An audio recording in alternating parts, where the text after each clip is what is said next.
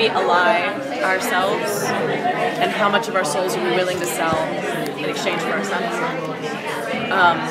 And their spaceships. We don't really know. All we know at the beginning is we've been separated from him. So when the wall came down around our colony in LA, he was on the other side. And ultimately, it's a human story about the incongruency of trying to live life the way it was before your world was ripped away, and what does that do to your humanity? How far would you go for your loved ones? And what are the consequences of that? Do you resist and face the consequences, or do you collaborate and move in that direction? And what is right and what is wrong? These are huge questions we ask every day, and we're in the middle of that now. I mean, occupation is happening now across the world. People are being occupied, new governments installed. This is an old human story with a new enemy.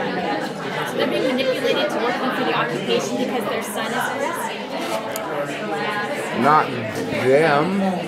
There are ways of trying to get people back. Yes. One of them is collaboration. Yes, and ultimately, it's not just collaboration. My guy's an ex-FBI manhunter. He wants answers about it all. And how better to get an answer? Get on the inside. So there's different perspectives from which they play and different journeys they're on, but ultimately the same end is what they're seeking. Reunite their family, preserve their love, their humanity, ultimately survive the struggle of human rights.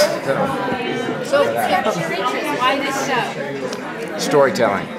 It was obvious to me when I read the script. I was hooked right away from the questions it posed, the weight of the story, the place I am in my life. I have 2 children. I've been married. I've been with my wife. Well, we've been together 17 years, so we understand long-term relationship and what that is, marriage, and how far I'd go for my children and my wife. And these are very relevant questions to me. Yeah, we're in the same boat. I mean, there's something I think interesting. We're at a very divisive moment in, I think, our sort of global cultural history, right? We're drawing all these lines between men and women and Arabs and Jews and Muslims and Christians. The whole, everybody's obsessed with drawing these lines based around our identities. And I think what's interesting to me is the idea that as soon as that wall comes down, it's possible that everybody on the inside goes, oh, we're people.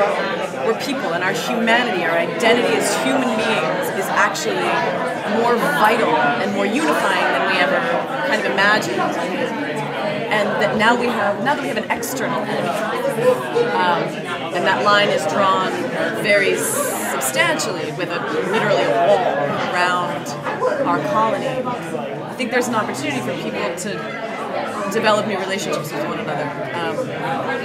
I'm interested in exploring that right now because I'm a little bit heartbroken by the ways in which we've chosen to decide that we're all different from one another instead of all a bunch of beating hearts struggling with our neuroses in the dark. Just, quite frankly, I think probably you describe me perfectly. Yeah, I know. Right? Beating hearts. Sitting in the dark being like, I hope I'm not fucking it all up. Yeah. So if your son wasn't missing, would you guys just kind of sit back and do what you had to do to survive, or would you still be on that side?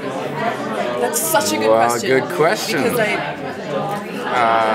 think this is a philosophical show in that these are people with strong opinions about the situation of being occupied.